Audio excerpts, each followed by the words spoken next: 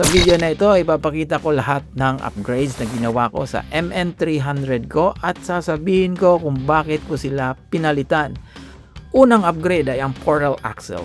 Ito ang pinaka-favorite kong upgrade dahil malaki ang nadagdag sa ground clearance at mas hindi na sumasayad ang crawler sa mga bato. Next ay ang 8mm tires. Mas malaki ang clearance at mas madaling umakyat sa obstacles. Pero kinakailangan ko ring i-adjust ang body para maiwasan ang rubbing. Ito ang pinakamarami kong na-test. Sinubukan ko ang iba't ibang setup at sa ngayon 65mm shocks na may oil at walang spring ang pinaka nagustuhan kong setup. Nagpalit din ako ng brass adapter para makagamit ng 12mm wheels at nagkaroon ng dagdag na weight sa harap para mas magandang stability. Pinalitan ko rin ng magnetic body mounts para mas mabilis tanggalin ang body at magkaroon ng dagdag tire clearance.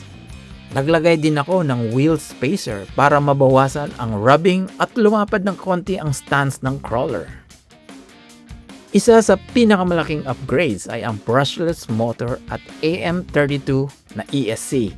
Mas smooth ang throttle response at mas kontrolado ang mabagal na crawling sa technical section.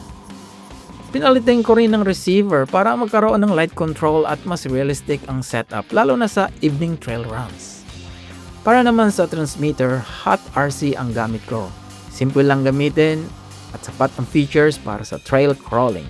So far, ito ang current setup ng MN300 ko. Hindi ko sinasabing kailangan yung gawin lahat ng mga upgrades na ito, pero ito ang setup na nag-work para sa akin pagkatapos ng maraming trail testing. So balikan nyo na lang mga ka-vids yung mga previous nating video para sa mga upgrades natin na pinaglalagay sa ating MN300 kung hindi kayo naka-follow. And then iti-test natin ito sa pinakabagong RC Crawler Park dito sa Pasig, no? Tinatawag nila dun sa may rainforest, sa may bunga. So for now, yun yung mga pinag-upgrade natin. Hope na meron kayong natutunan. See you around!